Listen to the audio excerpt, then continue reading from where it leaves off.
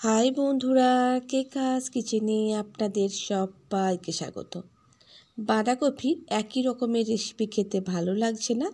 তাহলে বাঁধাকপির এই রেসিপিটি আপনি ট্রাই করতে পারেন। তো আর দেরি না করে বন্ধুরা রেসিপিতে চলে যায়।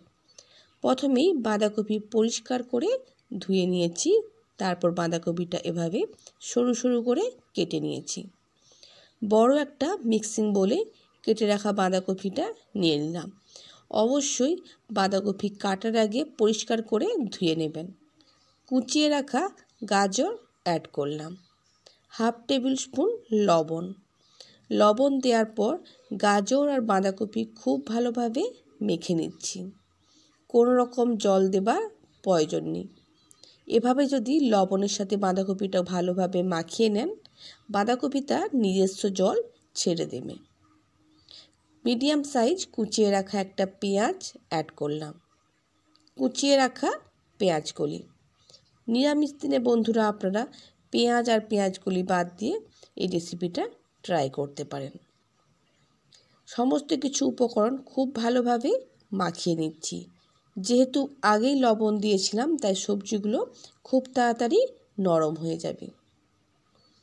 একটু সময় নিয়ে সবজিগুলো খুব ভালোভাবে হাত দিয়েই মেখে নিলাম।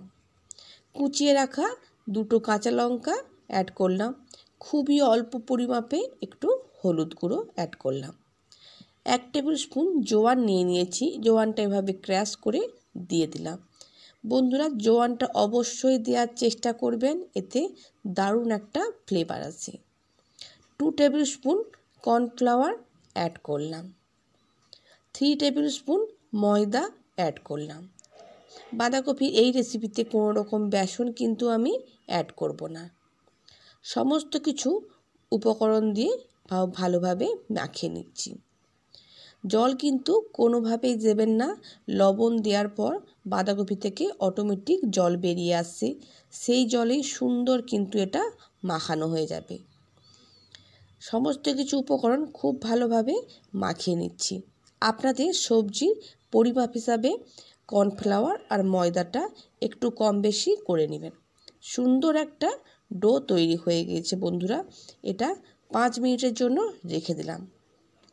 5 মিনিট পর কড়াইতে সাদা তেল অ্যাড করলাম। তেল ভালোভাবে গরম করে নিয়েছি।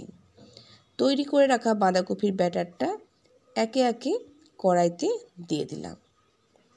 খুব বেশি একসাথে দেবেন না বন্ধুরা। গ্যাসের ফ্লেমটা অবশ্যই মিডিয়াম টু হাই আপনাদেরকে রাখতে হবে। দেওয়ার সাথে সাথে উল্টে যেতে যাবেন না। 1 থেকে 1.5 মিনিট পর এগুলোকে উল্টে পাল্টে ভেজে নিতে হবে। আপনারা যদি হলদির পরিমাপটা অল্প দেন, সেক্ষেত্রে খুব সুন্দর একটা কালার আসবে। আপনারা দেখতেই পাচ্ছেন বন্ধুরা, গাজরের কালার, পেঁয়াজগুলির কালার, সমস্ত কালারগুলো কিন্তু বোঝা যাচ্ছে। এভাবেই একটু সময় নিয়ে উল্টে পাল্টে এগুলোকে ভেজে নিচ্ছি। গরম ভাতের সাথে যদি ডাল থাকে আর এরকম বাঁধাকপির পকোড়া থাকে, খেতে কিন্তু বন্ধুরা জাস্ট অসাধারণ লাগে।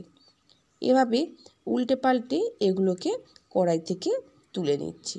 বন্ধুরা, আপনারা যদি আমার চ্যানেলে নতুন হয়ে থাকেন আর ভিডিওটা যদি ভালো লেগে থাকে, চ্যানেলটা সাবস্ক্রাইব করবার অনুরোধ রইল। একই প্রসেসে সেকেন্ড ব্যাচটাও ভেজে নিচ্ছি বন্ধুরা। নিরামিষ দিনে পেঁয়াজ আর পেঁয়াজগুলির পরিবর্তেও কিন্তু আপনারা এই রেসিপিটা ট্রাই করতে পারেন। আর একটু চেষ্টা করবেন গরম গরম খাওয়ার জন্য। আর সন্ধ্যের চায়েতেও আপনারা অনায়াসে বানিয়ে নিতে পারেন। এগুলোকে একটা অন্য প্লেটে সার্ভ করে নিচ্ছি। বন্ধুরা, আজকের মতো বিদায় নিচ্ছি। নতুন কোনো রান্নার ভিডিও নিয়ে আবার হাজির হব।